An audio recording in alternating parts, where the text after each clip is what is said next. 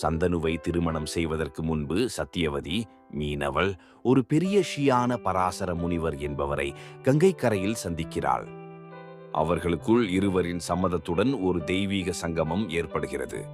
இதிலிருந்து சத்தியவதிக்கு ஒரு மகன் பிறக்கிறார். அவர்தான் கிருஷ்ணத்வைபாயனர், பின்னலேட்டர் உலகமே அழைக்கும் பெயர் வியாசர். வியாசரின் அதிசய பிறப்பு பிறந்தவுடனே அந்த சிசு ஒரு பெரிய ஆணாக அறிவால் ஒளிவிடும் முனிவராக யோக சக்தியுடன் உடனடியாக வடிவேற்றப்பட்டார். இது ஒரு சாதாரண மனித பிறப்பு அல்ல, ஒரு யோக பலம் கொண்ட தெய்வீக பிறப்பு. வியாசரின் பெயர் ஏன் வியாசர்? வியாச என்றால் பிரித்தவர், தொகுத்தவர் என்று அர்த்தம். அவர் பின்னர் வேதங்களை 4 பகுதிகளாக பிரித்தார், மகாபாரதத்தை எழுதினார், புராணங்களை தொகுத்தார்.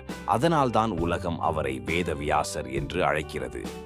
வியாசருக்கும் சத்தியவதிக்கும் வாழ்நாள் பந்தம் பிறந்த உடனே வியாசர் மலைகளுக்கு தியானத்திற்கு போகிறார்.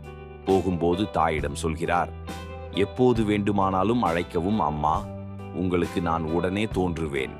பின்னர் அதே வாக்குறுதியை பயன்படுத்தி சத்தியவதி தனது 2 மருமகள்களுக்கு அம்பிகா, அம்பாலிகா மகனை பெற வியாசரை அழைக்கிறாள். அதிலிருந்துதான் திரிதராஷ்டிரர், பாண்டு, விதுரர் பிறக்கிறார்கள். முடிவில் வியாசர் பிறந்தது ஒன்றே ஒரு மகனின் பிறப்பு அல்ல, முழு மகாபாரதம் பிறந்த நாள்.